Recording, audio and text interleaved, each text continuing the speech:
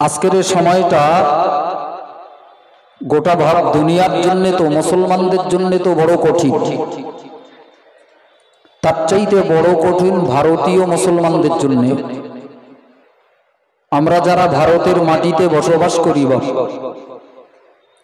আজকের সময়টা ভারতীয় মুসলমান জাতির জন্য অত্যন্ত কঠিন হয়ে দাঁড়িয়েছে। কিন্তু মুসলমানরা অপর ঘুমে ঘুমোচ্ছে। এর গা ঘুম ভাঙবে বলে মনে হয় না, এরা খায় হবে বলে লেগেছে। পাশের কাছে ঘর জ্বলতেছে, মানুষের মারতেছে, জোর করে ইমান কেড়ে লেচ্ছে, সব জানতে পারতেছে, তারপরেও ও নাদন, ও আল্লাহ চায় না, ও ধর্মের দাম নেই বাপ, গরু ছাগলের মতো দুনিয়ার পিছনে দৌড়াচ্ছে। এজন্য আমি অনুরোধ করব বাপ, যারা অন্তত বাঁশঝাড়িতে বসবাস করি, এ সময়টার দিকে লক্ষ্য রেখে অন্তত পক্ষে একটু আল্লাহ আল্লাহ রসুলকে খুশি করার জন্য মজলিসে এসে বসার দরকার ছিল। একটা জাতির কপাল পড়ে বাপ, কিন্তু ভারতীয় মুসলমানরা যে এত পাপাচারে লিপ্ত বাপ, আল্লাহহারা জাতিতে পরিণত হয়েছে, আল্লাহকে যেন চিরতরে ভুলে গেছে বাপ। দুনিয়ার মুসলমানদের সঙ্গে তালে তাল মিলিয়ে ভারতীয় মুসলমানরা আমরা এত পরিমাণে আল্লাহ ভোলা জাতিতে পরিণত হয়েছি বাপ, যার ফলশ্রুতিতে একটার পর একটা বিপদ আমার আপনার মাথার উপরে এসে পড়তেছে। কিন্তু জাতি এত আল্লাহ ভোলা, সামান্যতম হুঁশ নেই, জ্ঞান নেই, বিবেক বুদ্ধি বলতে সব যেন শেষ হয়ে গেছে বাঙালি মুসলমানদের। আজকে দেখেন ভারতবর্ষের অবস্থাটা কোন জায়গায়। এ তো আল্লাহ রসুলের হাদিস পাকে নবী তো মুসলমানদের কাছে স্পষ্ট করে বলে দিয়েছিলেন, মুসলমানরা যখন আল্লাহহারা আল্লাহ ভোলা হবে, আল্লাহর বড় বড় আযাবগুলো ওই সময় মুসলমানদের মাথার উপরে এসে পড়বে। যে আযাবগুলোর ভিতরে একটা অন্যতম হলো তাদের উপরে নেতা, বাদশা, রাজা, এমন জালেম মানুষকে আল্লাহ চাপিয়ে দেবেন, যারা সর্বসময়ে জাতির উপরে জুলুম করবে, নির্যাতন করবে, জাতিটার উপরে অত্যাচারের স্টিম রোলার চালাবে। এ তো নবী স্পষ্ট করে বলেছেন। আজকের ভারতবর্ষের যে করুণ দুর্দশা, দুরবস্থা, মুসলমানদের বাঁচার সমস্ত রাস্তা বন্ধ, জাতিটার বাঁচার মতো কোনো পথ নেই। তাই আজকে মুসলমানদের নূতন করে শপথ নিতে হবে, আল্লাহ ছাড়া বাঁচাবার কেউ নেই। আল্লাহকে অসন্তুষ্ট করে, আল্লাহকে অখুশি করে, আল্লাহকে রাগিয়ে আমরা বসবাস করতে পারবো না বাবা। আপনার যদি ঈমান থাকে, বিশ্বাস থাকে আল্লাহ ছাড়া উপায় নেই, তবে এই মুহূর্তে আল্লাহ আল্লাহ রসুলকে খুশি করার জন্য মজলিসে এসে বসা দরকার। এসব মাহফিলগুলো মাঝে মাঝে মাঝে মাঝে এলাকায় মুসলমানদের জন্য যেমন বরকতের, তেমন আমার আপনার মই মুরব্বী, পিতামাতা, আত্মীয় স্বজন, আপনজন, প্রিয়জন যারা কবরবাসী, তাদের জন্যও মহা রহমতের। আপনি আমি মজলিসে এসে বসবো, একদিকে আমার আপনার জীবনের সগীরা গোনাকে আল্লাহ ক্ষমা করবেন, নামায় আমলে বছরের পর বছর নফল ইবাদত করার চেয়েও বেশি নেকি, বেশি সওয়াব লিখে দেবেন। পাশাপাশি আমার আপনার পিতামাতা, মই মুরব্বী, দাদা দাদি, আত্মীয় স্বজন যারা কবরবাসী, তাদের কবরগুলোর আযাবকে আল্লাহ মাফ করে দেবেন, তাদের কবরগুলোকে জান্নাতের বাগান বানাবেন। আচ্ছা বলুন তো, বাঁশঝাড়িতে এমন কেউ আছে যার আপনজন, প্রিয়জন কেউ মারা যায়নি? যার বাপ মা, দাদা দাদি, নানা নানি, ভাই বোন, ছেলে মেয়ে, স্ত্রী পুত্র কেউ কি মারা যায়নি? তারা তো আপনার আমার মুখের দিকে তাকিয়ে আছে। তাদের জন্য আমরা কি করি? মাঝে মাঝে মাঝে মাঝে আশেপাশে পাড়ায় এসব মাহফিলগুলো হয়, এতেও আমরা বসতে চাই না, আসতে চাই না। ডেকে ডেকে ডেকে ডেকে পাই তেল মালি মালি, তাতে বাঁশঝাড়ির লোক, এর গা তেল বেশি মালাতি হয়, সব টাকা হইয়াছে বাপ, এর গা অভাব আছে। এরা মাথায় টুপি দিয়ে আল্লাহর কথা শুনবে কেন? এর গা গায়ে তেল লেগে গেছে বাপ। আর কিছু হুজুর এসে তার গা তেলটা আরো বেশি করে লাগিয়ে দিচ্ছে, বলতে ওরে বাবা রে, অমুক হুজুর এসে আঙ্গা পাই তেল মালায়, আর তুমি কেমন হুজুর? বাঁশঝাড়ির লোক খেয়ে হবে বললে গিয়ে লক্ষণ ভালো না বাবা। খোদার আযাব কেউ আটকাতে পারবে না বলো? আমার আল্লাহ অত্যন্ত মহাবিচারক।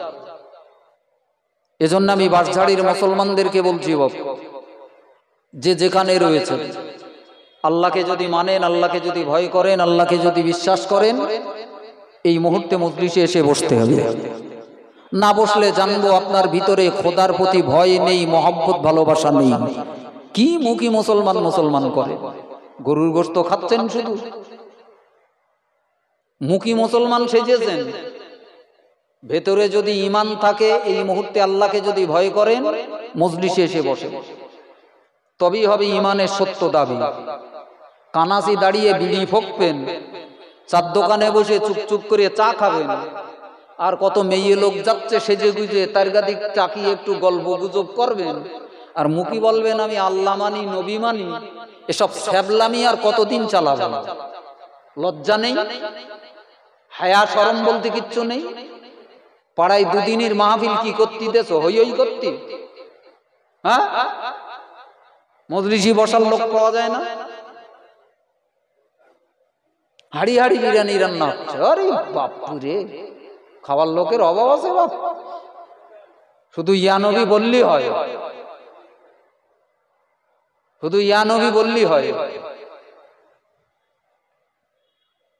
কার কাছে বলবো? প্যান্ডেলের কাছে? সোনার লোক যদি না আসে, এর একটু ধুতি হবে না? আগে ধুইয়েলেই সকলে চলে আসে, মজলিসে এসে বসে। দুদিনের এত টাকা খরচা করা মাহফিল, সার্থকতা কি? আসতে হবে তো, নিজেদেরকে বসতে হবে, এখান থেকে দুটো কোরআন হাদিসের কথা শুনতে হবে।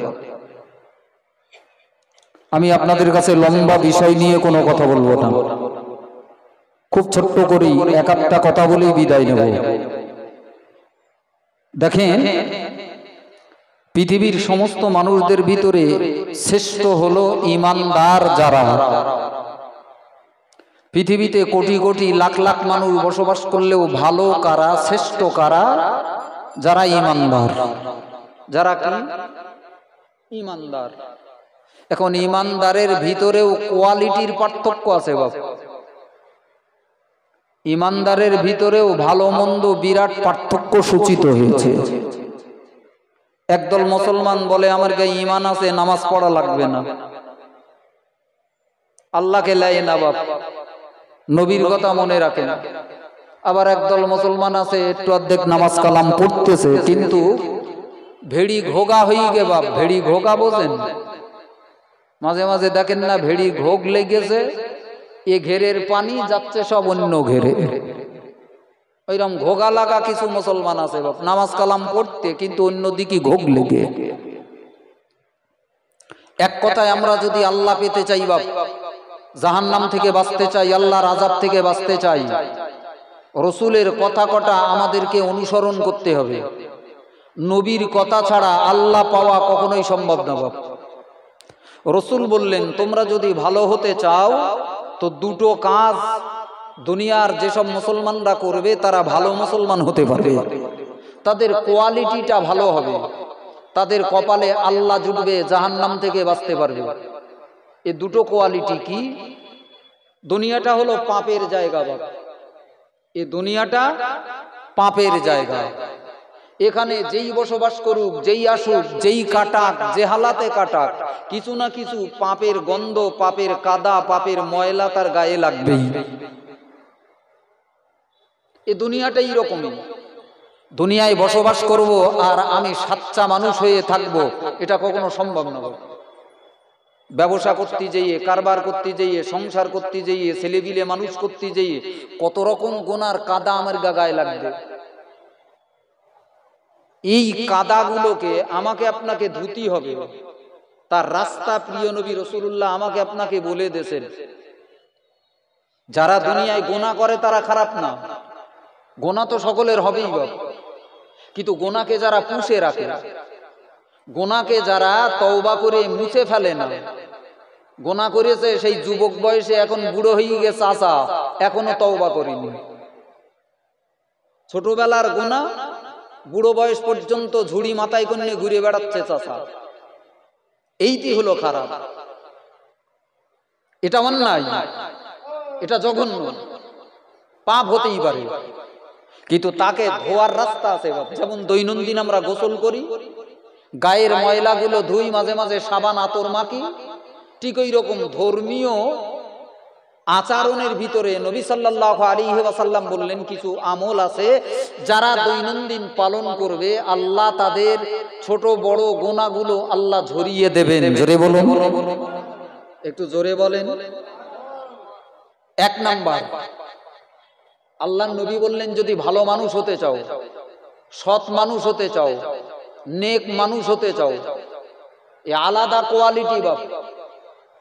আজকে যে সমাজে এই কোয়ালিটির মানুষগুলো আর চোখে দেখা যাচ্ছে না বাপ, বিরল হয়ে গেছে। ভালো মানুষ খুঁজে পাওয়া যাচ্ছে না। মসজিদে গেলে মসজিদ ভর্তি, কিন্তু ভালো মানুষ কই? মসজিদে নামাজ পড়েই দেখো হগল বগল করতে। হগল বগল বোঝেন? তাহলে নামাজ কনে গেল?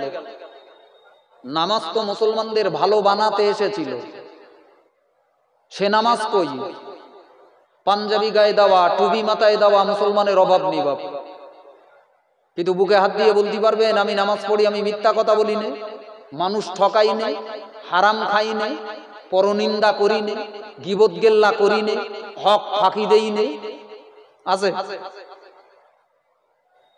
আসলে আমরা সব বাইরের পরিচর্যায় যতটুকখানি ধর্মের আচার আচরণ করি সব বাইরে, ভিতরটাকে পরিবর্তন করার চেষ্টা করি না। অথচ একটা মানুষ ভালো হতে গেলে আগে বাইরের চাইতে ভিতর ভালো হওয়া দরকার। ভিতর ভালো হবে কি করে? আল্লাহর নবী বললেন, রাসূলে পাক সাল্লাল্লাহু আলাইহি ওয়াসাল্লাম সাহাবীদেরকে লক্ষ্য করে বললেন, সাহাবীরা, এই দুনিয়াটা না পাপের জায়গা, এখানে বসবাস করলেই পাপের কিছু না কিছু আসর তোমাদের দিলে পড়বে। কাশ্মীরে বেড়াতে গেছেন, হিমালয়ে বেড়াতে গেছেন, দার্জিলিং এ গেছেন, সেখানে ঠান্ডা প্রচুর। ঠান্ডার জায়গায় বেড়াতে গেলি যেমন, ঠান্ডার দেশে বেড়াতে গেলি যেমন ঠান্ডা লাগে, ঠিক ওই রকম এ পাপের আসর তোমাদের দিলে করে। এক হাদিসে রাসূলুল্লাহ বললেন, তোমরা দেখতে পাও না তোমাদের অন্তরে এক একটা পাপের কারণে এক একটা কালি দাগ পড়ে, পড়তে পড়তে পড়তে পড়তে অন্তরটাকে কালোই কালিমাময় হয়ে যায়। মাঝে মাঝে এগুলো সাফ করার দরকার। মাঝে মাঝে আমরা, আজকে নাই বিদ্যুৎ হইয়েছে, সুইচ টিপলি আলো বেরোচ্ছে, হেরিকেন জ্বালাতেন না? হেরিকেন জ্বালালি বাপ এই কাঁচে কালি পড়তো না? পড়তো না? সন্ধে হলি আগে দেখতুম মা চাচিরা দাদিরা, সন্ধে হলি তার আগে কাজ, হেরিকেনের কাজটা খুলে আগে পুকুরিলে সুন্দর করে মেজে ঘষে আনবে, কারণ সন্ধে আসতেছে, হারিকেনটা জ্বালাতে হবে। আচ্ছা বলেন, 10 দিন 5 দিন 15 দিন যদি কাজটা ধোয়া না হয়, মোছা না হয়, আলো জ্বলবে বটে, কিন্তু সেই আলো আর বাইরে বেরোবে? কারণ কাছে কালি পড়িয়েছে। আমার আপনার অন্তরটা ঠিক ওই রকম। কাকে বলে অন্তর বোঝেন? অন্তর কাকে বলে? এই অন্তর হলো মেন, এটাই হলো আসল। আমার আপনার অঙ্গ প্রত্যঙ্গ সব আছে বটে, সব আমার জন্য। এখন আমাকে যদি বলেন আমার নাম মুসা কালিম, তো আপনি যদি বলেন ভাই মুসা কালিম সাহেব আপনার মাথাটা কার, আমি কি বলবো উত্তরে? ভাই বলবো আমার মাথা আমার না, আমার না। একটু হ্যাঁ না বলে। আপনার যদি জিজ্ঞেস করিয়া ওই মাথাটা কার, আপনি বলবেন আমার। জামাটা কার, আমার। দাড়িটা কার, আমার। মুখটা কার, আমার। হাতটা কার, আমার। পাটা কার, আমার। তাহলে দিলটা কার, আমার। সঙ্গ প্রত্যঙ্গ আমার। আমিটা কই? সব যে আমার আমার করতেছেন, আমিটা কই? এই আমিটাই হলো অন্তর। এই দিকে লক্ষ্য রেখে রাসূলুল্লাহ বললেন, সমস্ত শরীরের ভিতরে মাথা থেকে পা পর্যন্ত দেহের ভিতরে এক টুকরো গোশত আছে, এক টুকরো, ছোট্ট একটা গোশতের টুকরো, যাকে বলে অন্তর, যাকে বলে কল। এইটা যদি ময়লা হয় তো তোমার সারা শরীর ময়লা, তোমার সারা দেহটাই খারাপ ওইটা খারাপ হওয়ার কারণে। আর যার ওইটা ভালো তার সারা দেহটাই ভালো। জোরে বলুন। পৃথিবীর আর কেউ বলেছে? কোন ডাক্তার বলেছে? ভালো মানুষ হতে গেলে রাসূল ছাড়া দ্বিতীয় কোনো রাস্তা নেই। দুনিয়ার কোনো পাঠশালা নেই, দুনিয়ার কোনো ডাক্তার নেই, দুনিয়ার কোনো মেডিসিন নেই, দুনিয়ার কোনো বৈজ্ঞানিক নেই, দুনিয়ার কোনো মাস্টার নেই। ভালো মানুষ হতে গেলে প্রিয় নবী রাসূলের শিক্ষায় আপনার জীবনটাকে করতে হবে। জোরে বলুন। আজ আমরা রাসূলের কথাই গুরুত্ব দেই না বাবা। আজকে এই ডামাডোলের বাজারেও হাজার হাজার হাজার হাজার হিন্দুরা, খ্রিস্টানেরা, ইহুদিরা আল্লাহর নবীকে রিসার্চ করে রাসূলের কথা হাদিস কোরআনটাকে বুঝে আজ তারা জীবনটাকে পাল্টে ফেলতে। তার আমরা মুসলমান, বাপ মুসলমান, দাদা মুসলমান, 14 পুরুষ মুসলমান, আমার কাছে ইসলামের দাম নেই। আমরা বুঝিনি বাপ, গাদা গরুর মতন ঠেরিলে যাচ্ছে। আল্লাহ কবে হেদায়েত দান করবে, বুঝ দান করবে, আল্লাহই ভালো জানেন। আল্লাহ আমাদের সকলকে হেদায়েত নসিব করেন। জোরে বলেন আল্লাহুম্মা আমিন। এই মনের কান্দে কটা কথা শোনেন, ওয়াজ শুনে শুনে শুনে শুনে সব তো ভোতাই। হুজুরির অভাব আছে বাপ,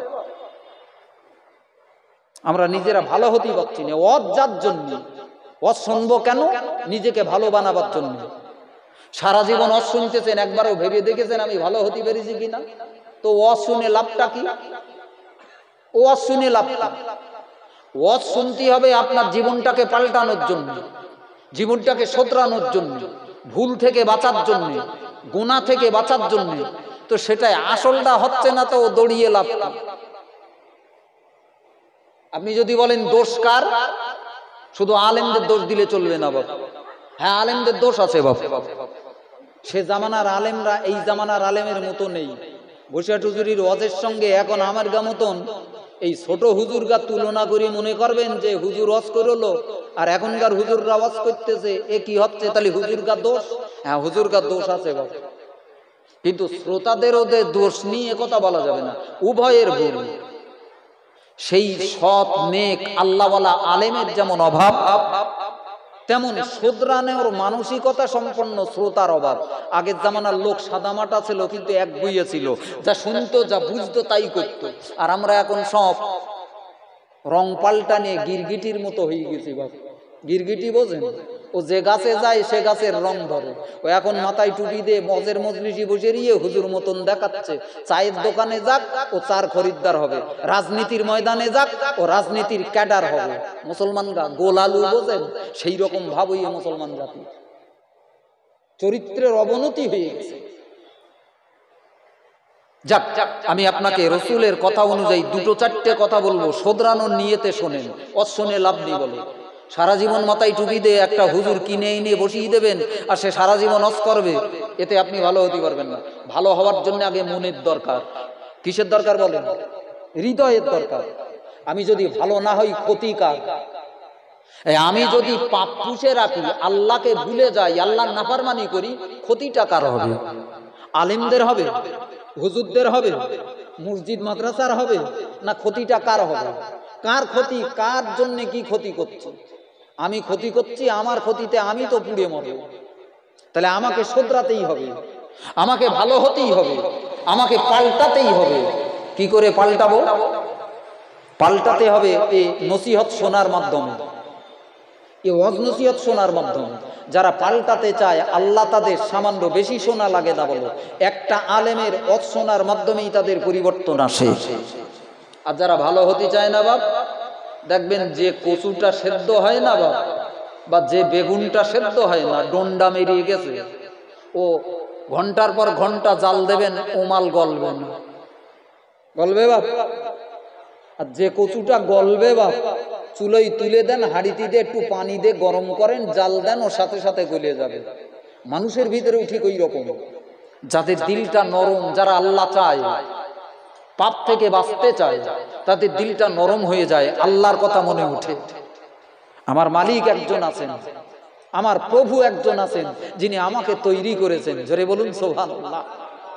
আমার একজন মালিক আছে, এমনি এমনি আমি তৈরি হইনি বাপ, অন্য কেউ আমাকে বানায়নি।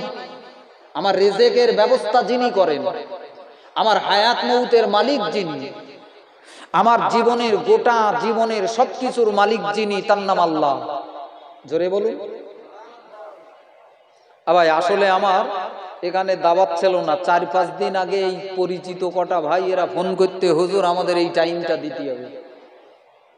তা আমি দেখলাম যাকে ফাঁকা আছি, যখন যাবো কোন এরা যে এই রকম টাইম নেব, আমি বললাম কেটা কখন আছে? বললো আপনার পরে ফুরপুরা হুজুর আসিম বিল্লাহ সাহেব। তা ভালো, এখন শুনছি 9টায় আমাদের রজব আলী সাহেব, তিনি এসেই গেছেন। অতএব আমি শুধু আপনাকে ডেকে একটু হাতটা বসিয়ে দিতে যাচ্ছি। আমি যখন উঠেছি, এই বাবাজি আর ওই ভাইটা ছাড়া আর কেউ ছিল না। যাক, কিছু মানুষ এসেছেন অন্তত। বাঁশঝাড়ির মুসলমানদেরকে বলবো বাপ, ওয়াজ শুনে লাভ হবে না যদি নিজে ওয়াজ অনুযায়ী জীবনটাকে পরিবর্তন না করে। রসুলের ওয়াজও অনেকে শুনল, সেই জামানার বেঈমানেরা। মুসলমানদের আজকের সময়টা বড় সতর্ক, সাবধান হতে হবে বাপ।